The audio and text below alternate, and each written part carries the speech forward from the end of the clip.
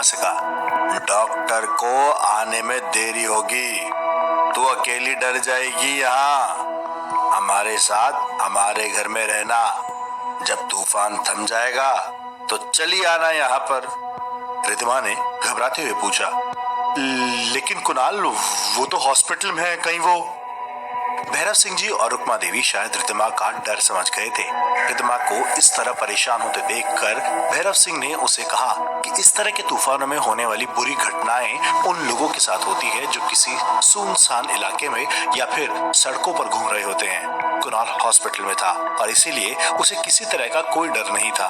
रुक्मा देवी जी ने रिद्धिमा को समझाया, डरने की कोई बात नहीं है, तू अपने फोन से उसको फोन करके कह दे कि तूफान थमने के बाद ही घर आवे। रिद्धिमा ने कुणाल को फोन करने की बहुत कोशिश की, लेकिन बार बार कोशिश करने के बाद भी कुणाल का फोन नहीं लगा। तूफान धीरे धीरे शुरू हो गया था।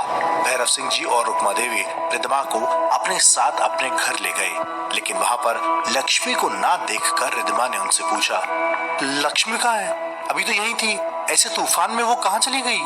रुक्मा देवी ने चाय का कप रिद्धिमा की तरफ बढ़ाते हुए कहा, उसकी चिंता ना कर, आ जाएगी।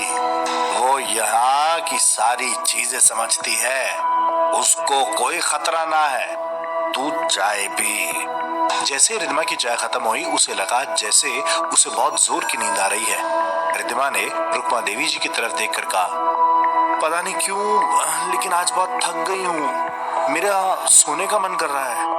रुक्मा देवी ने बड़े ही प्यार से रिद्धिमा के सर पर हाथ फेरकर उसे पास ही पड़ी हुई खाट पर सो जाने के लिए कहा। रिद्धिमा चुपचाप जाकर उस खाट पर लेट गई और उसे गहरी नींद आ गई। अभी रिद्धिमा को रुक्मा देवी के घर पर आए हुए ज्यादा देरी नहीं हुई थी। तूफान के आने की खबर सुनकर कुणाल हॉस्पिटल से निकल गया था और कुछ ही देर में जब वह हवेली पहुंचा तो उसने देखा ठीक वैसे ही जैसे कुछ दिन पहले रिद्धिमा लक्ष्मी के कपड़े पहनकर तैयार होकर खिड़की के पास खड़ी थी। आज भी वैसा ही कुछ नजारा था। कुणाल ने हंसते हुए कहा, आज मैं तुम्हारी बातों में नहीं आने वाला हूँ। उस दिन तो मुझे लगा जैसे कोई और है, लेकिन मैं समझ गया हूँ तुम फिर से मुझे पागल बनाने की कोशिश कर रही हो ना। लेकिन पहले की तरह कुणाल को इस बार भी कोई जवाब नहीं मिला।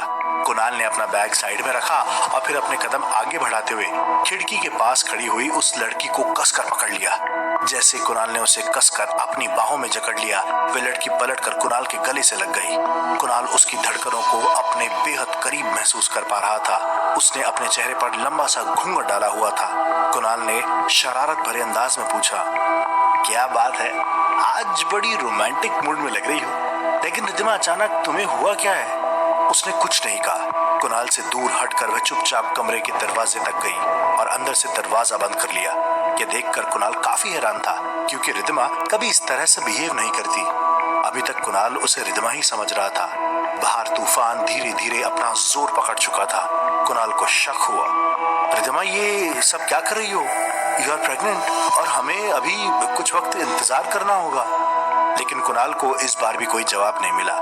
कुणाल का ध्यान अचानक से उन पायलों की आवाज की तरफ गया जो उस लड़की ने पहनी हुई थी और कुणाल को शक हुआ कि वो लड़की रिद्धिमा नहीं, लक्ष्मी है। कुणाल ने उससे पूछा, तुम रिद्धिमा नहीं हो, तुम लक्ष्मी हो ना? ये सब क्या करने की कोशिश कर रही हो तुम?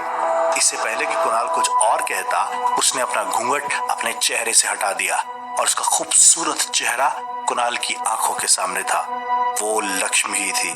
उसका चेहरा इतना खूबसूरत था कि कुणाल उसे देखते ही कुछ भी कहना भूल गया। वह बस खामोश सा लगातार उसके चेहरे की तरफ देख रहा था। देखते ही देखते लक्ष्मी ने अपनी ओढ़नी को उतार कर दूर फेंक दिया। लक्ष्मी को इस रूप में देखकर कुणाल बहकने लगा था, लेकिन फिर भी वह अपने आप को संभालने की कोशिश कर रहा था। ये तुम क्या कर रही हो लक्ष्मी, जाओ यहाँ से। कुणाल ने ये दूसरी तरफ नजर फेरते हुए कहा, लेकिन कुणाल की बातों का लक्ष्मी पर कोई असर नहीं हुआ। उसके होठों पर एक अजीब सी मुस्कुराहट थी, पर आंखों में एक नशा। कुणाल को ऐसा महसूस हो रहा था जैसे वह चाहकर भी अपने आप को उसके करीब जाने से रोक नहीं पा रहा था। लक्ष्मी कुछ कदम आगे बढ़कर कुणाल के करीब आने लगी। उसके पायलों की आवाज में जैसे एक अजीब सी धुन थी जो कुणाल को लगातार अपनी तरफ खींच रही थी। कुणाल के करीब आकर लक्ष्मी ने अपने हाथ कुणाल के सीने पर रख दिए। कुणाल ने एक बार फिर उसे रोकने की कोशिश की, ये सब गलत है। रिद्धिमा को पता चला तो, और मैं शादीशुदा हूँ, मैं तुम्हारे साथ ऐसा कुछ नहीं कर सकता। लक्ष्मी जाओ यहाँ से। कुणाल को लग रहा था कि लक्ष्मी के चुप रहने की वजह उसका मौन व्रत है, जैसा कि रुक्मा देवी ने बताया था। शाम ढलने के बाद लक्ष्मी किसी से बात नहीं किया करती थी, लेकिन अगले ही पल लक्ष्मी की आवाज सुनकर कुणाल चौंक गया। 25 साल से इंतजार कर रही थी तुम्हारा, जानती थी तुम आओगे, और जब तुमने हवेली में पहला कदम रखा ना, मुझे तो तभी खबर लग गई थी, इसीलिए तो सब कुछ छोड़कर दौड़ी चली आई थी मैं। कुणाल के लिए लक्ष्मी की कोई भी बात समझना आसान नहीं था। वह क्या कर रही थी और क्यों कर रही थी, और कुणाल को कुछ भी नहीं पता चल रहा था। कुणाल ने घबराते हुए पूछा, 25 साल से मेरा इंतजार? तुम कहना क्या चाहती हो, और तुम मेरा इंतजार क्यों कर रही थी लक्ष्मी? तुम्हारा और मेरा क्या लेना देना है आखिर? लक्ष्मी ने अपने होठों पर फिर से वही नशीली मुस्कुराहट बिखेरते हुए कुणाल की तरफ देखा। कुणाल बार बार लक्ष्मी से दूर जाने की कोशिश कर रहा था, लेकिन ऐसा लग रहा था जैसे कुणाल अपने होश में नहीं था। उसे कुछ तो हो गया था। लक्ष्मी कुणाल के बेहद करीब आ गई थी। डॉक्टर साहब, बहुत लंबा इंतजार किया मैंने आपके लिए, और आप मुझे पहचान भी नहीं पा रहे हैं। ये तो बड़ी नाइंसाफी है रे। लक्ष्मी की आवाज, उसके बोलने का ढंग, सब कुछ अलग लग रहा था।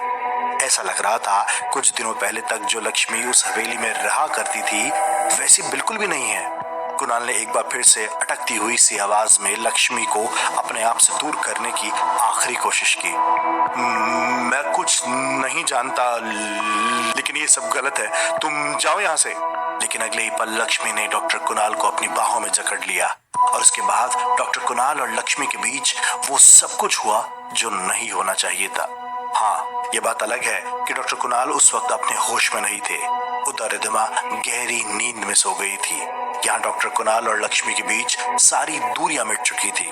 ना चाहते हुए भी डॉक्टर कुणाल वो कर बैठे थे जो उन्हें कभी नहीं करना था। लेकिन कमाल की बात तो यह थी कि अगली सुबह जब सूरज निकला तो डॉक्टर कुणाल को कुछ भी याद नहीं था। दिन निकलने पर जब रिद्धिमा की आंख खुली तो उसने रुक्मा देवी से पूछा, मैं यहाँ क्या कर रही हूँ, और मुझे नींद कब आई? मुझे कुछ पता क्यों नहीं? रुक्मा देवी ने मुस्कुराते हुए जवाब दिया, छोरी, थारा को नींद आ गई थी रात को। तू कुछ ज्यादा ही थकी हुई थी ना, इसीलिए मैंने नहीं उठाया। अब जा, अपने घर जा, कुणाल भी आ गया होगा। रिद्धिमा को ऐसा लग रहा था जैसे वह एक बहुत गहरी नींद से जागी है। उसे कुछ ऐसा महसूस हुआ जैसे पिछली रात का उसे कुछ भी याद नहीं है। कुणाल का नाम सुनते ही वह घबरा गई। हाँ, कुणाल, कुणाल मुझे ढूंढ रहे होंगे ना, मेरे लिए परेशान हो रहे होंगे। रिद्धिमा के सवाल का जवाब लक्ष्मी ने हंसते हुए दिया, परेशान होने की बात नहीं है, मैंने डॉक्टर साहब को आपके यहाँ होने की खबर दे दी थी। रिद्धिमा रुक्मा देवी के घर से निकलकर कुणाल के पास पहुंची। कुणाल किचन में चाय बना रहा था। रिद्धिमा को देखते ही उसने मुस्कुराते हुए पूछा, गुड मॉर्निंग मैडम। क्या बात है यार, आप तो रुक्मा जी के घर जाकर के बड़ी गहरी नींद में सो गई। रिद्धिमा ने थोड़ा सा कंफ्यूज होते हुए कुणाल की बात का जवाब दिया, पता नहीं कुणाल, मैं तो बस थोड़ी देर के लिए गई थी, कब नींद आ गई कुछ पता ही नहीं चला।